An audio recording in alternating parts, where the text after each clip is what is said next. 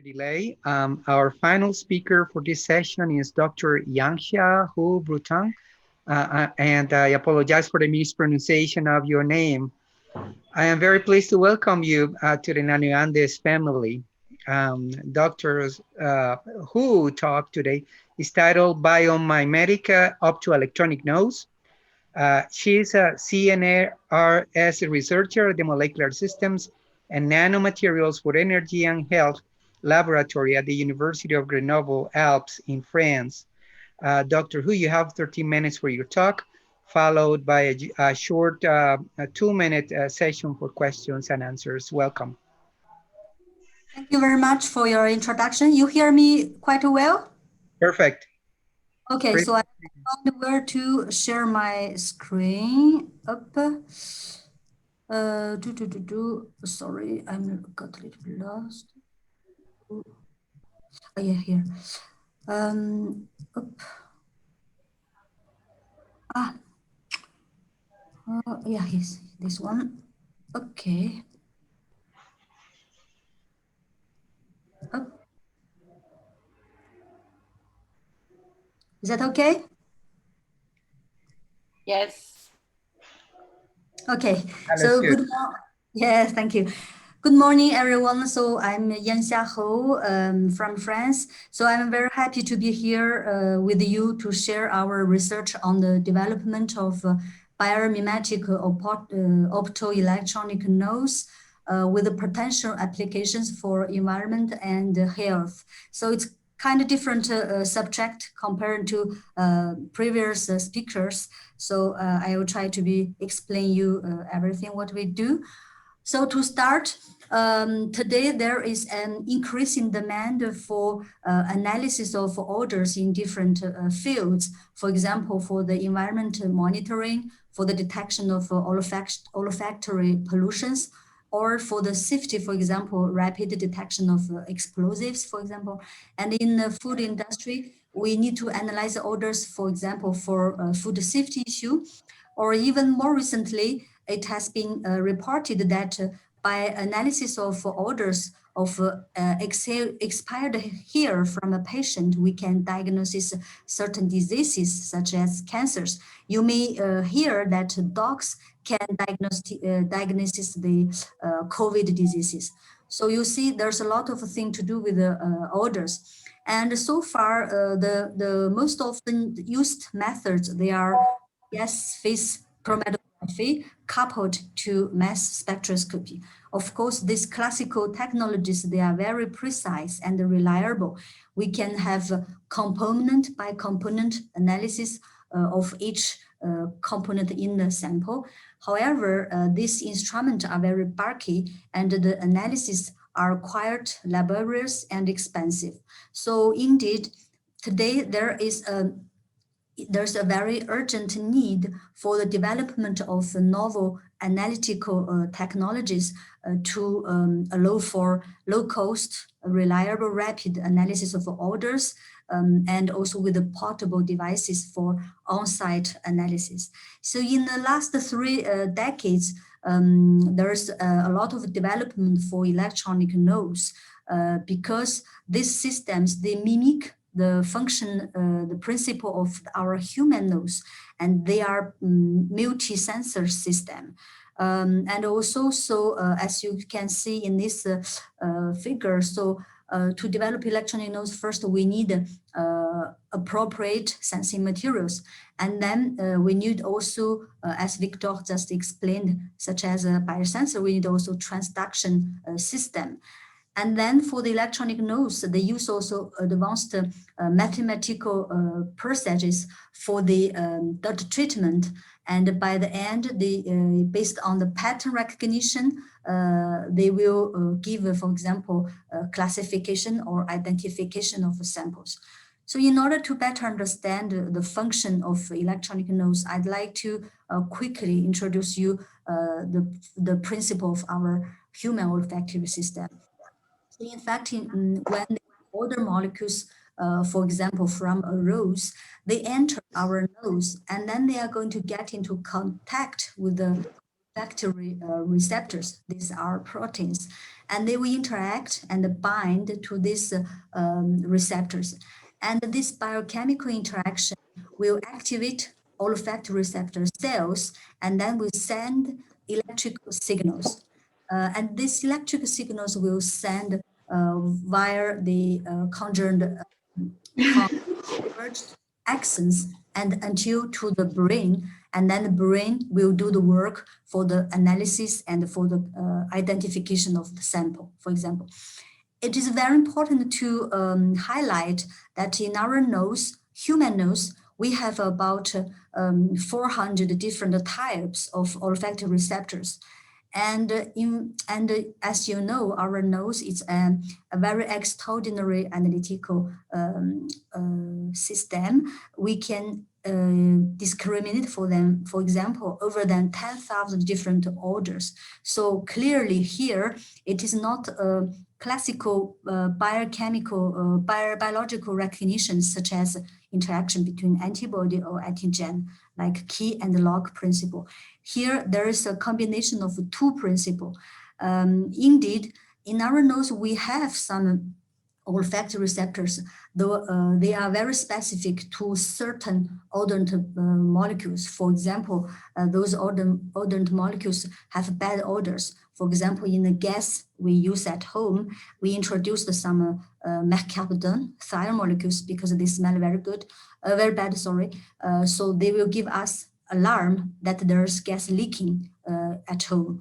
So because these molecules, odorant molecules with a bad odor, often represent danger for our health. So that's why in our nose, we have some specific olfactory receptor for these odorant molecules. However, in most cases, most olfactory receptors, they are cross-reactive. So that means, for example, this olfactory receptor number 5, it can interact with different molecular odorant, as you can see here, with more or less affinity.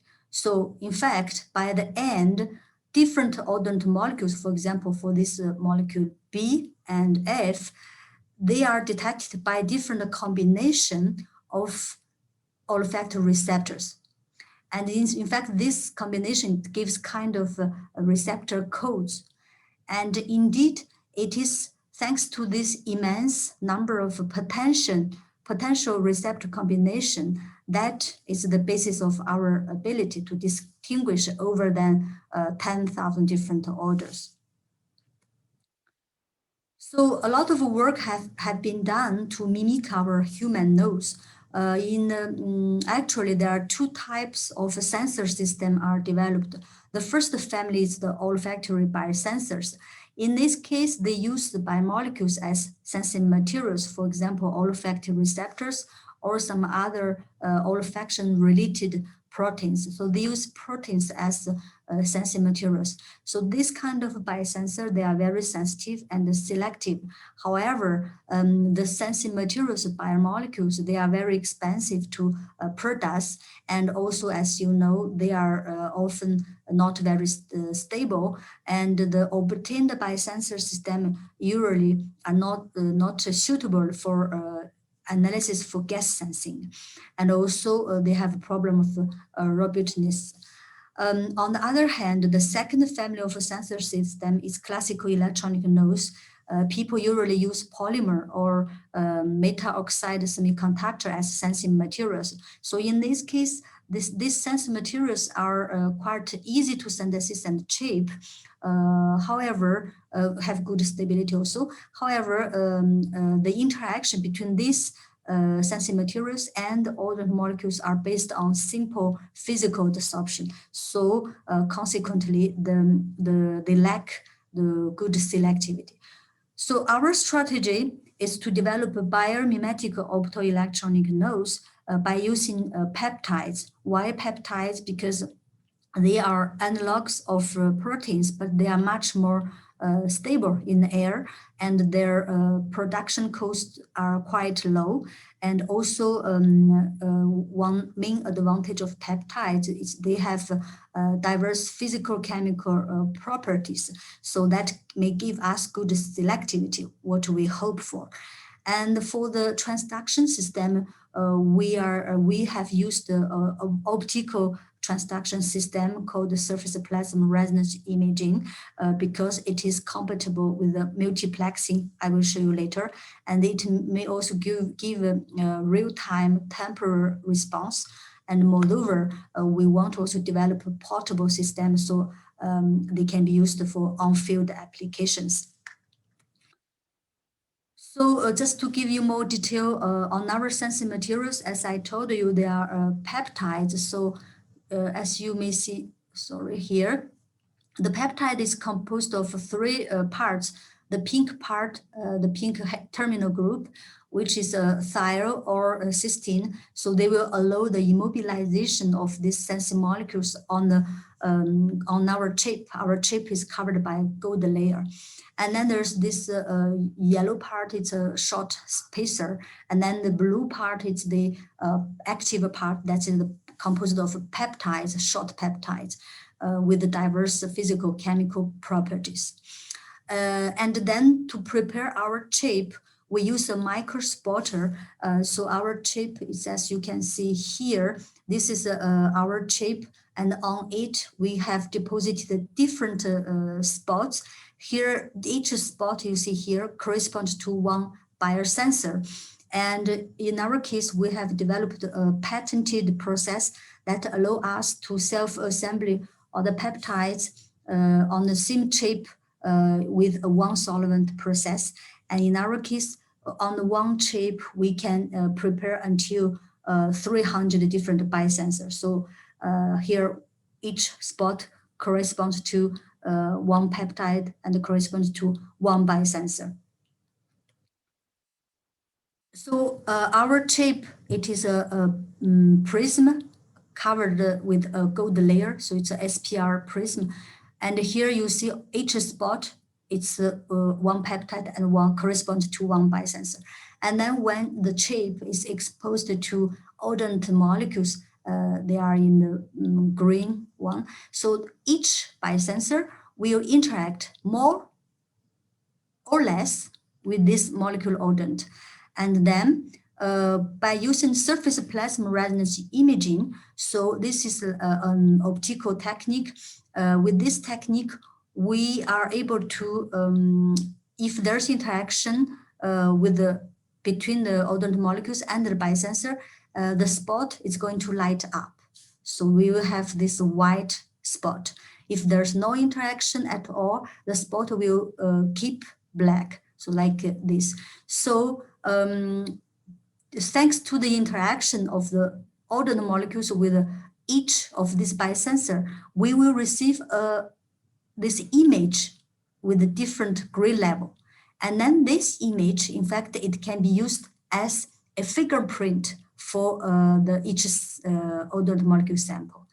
I'd like to also to highlight that SPR imaging, you may hear, has been largely used for the analysis of biomolecule interaction in the liquid, but it has never been used for gas sensing. We are the first one to use this technology. The advantage of this technology, of course, this is a labor-free technology. We can have detection in real time. For example, here, when we inject our sample, here it's the association phase. So that means the odorant molecules is interacting with each biosensor. So each curve corresponds to one biosensor. And then there comes to this equilibrium phase, and then this dissociation phase when we finish the injection and when we do the regeneration. And then we can reuse this chip for the next analysis.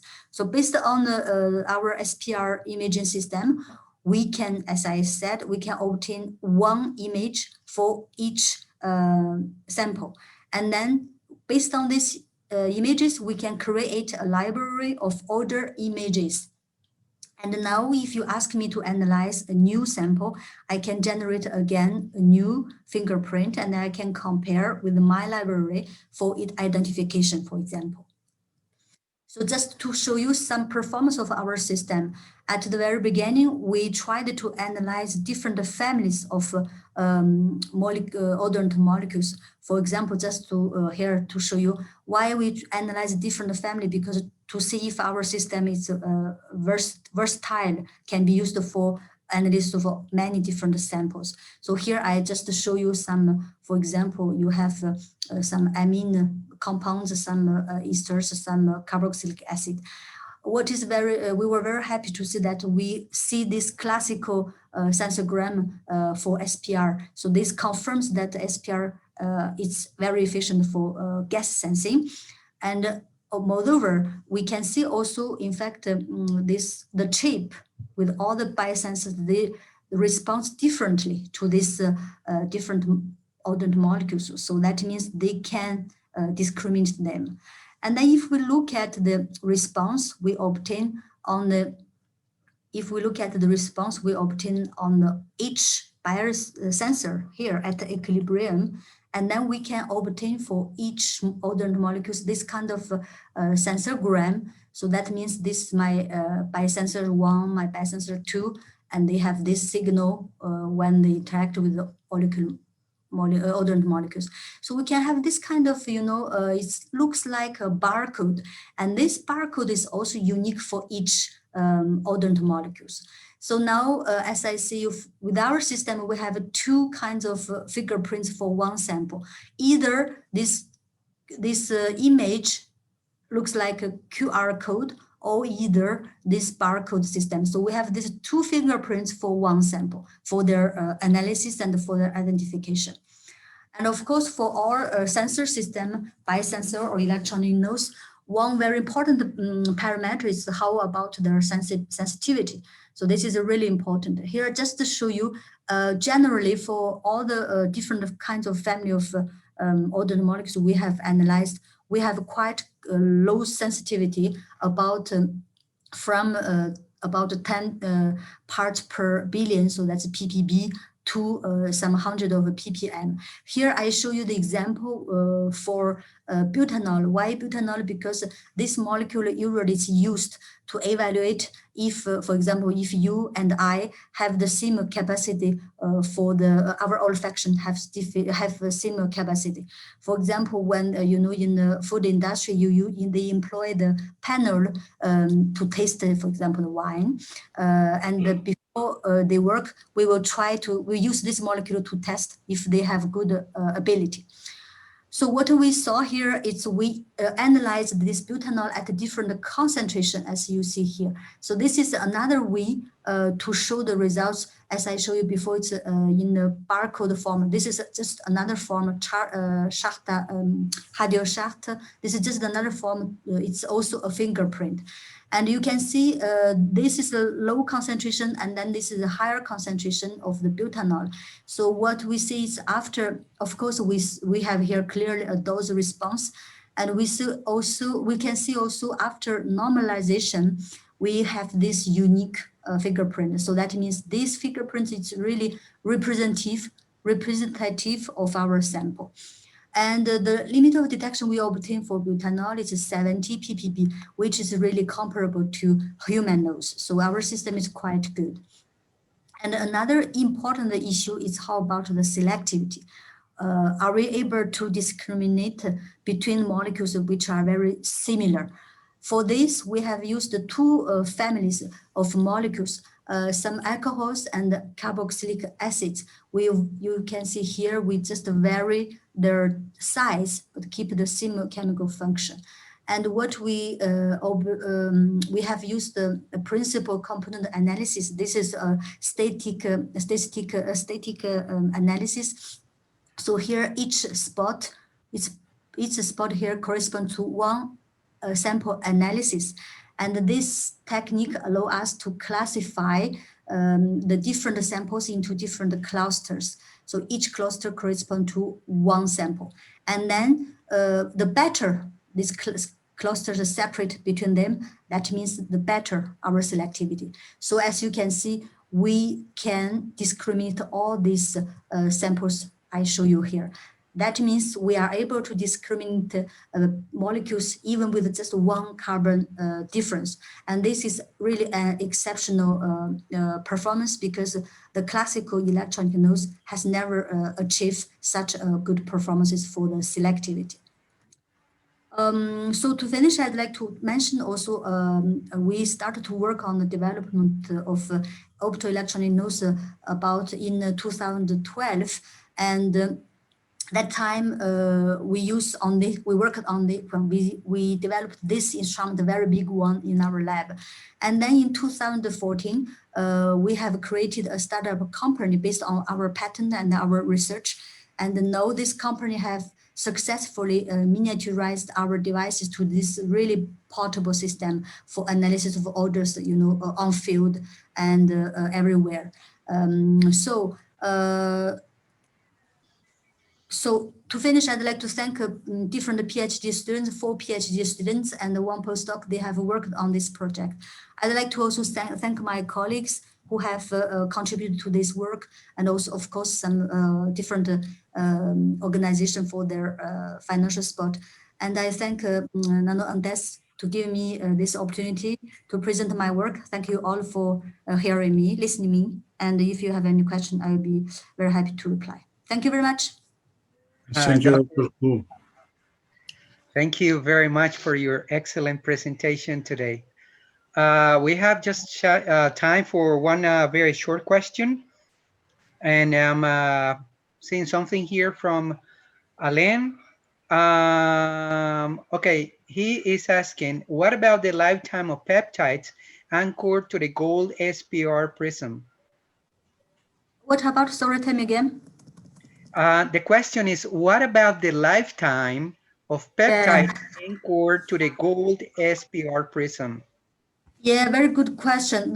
In fact, the lifetime is quite long. In fact, we have to differentiate between analysis of samples in liquid and the analysis of a sample in gas. In fact, when we analyze samples in liquid, they may somehow deteriorate the stability of peptides on gold surface, because they may oxidize, for example, the thiol group, and then so they will how dissolve the surface. But in our case, we work in air, and we have to see that in air it's quite clean.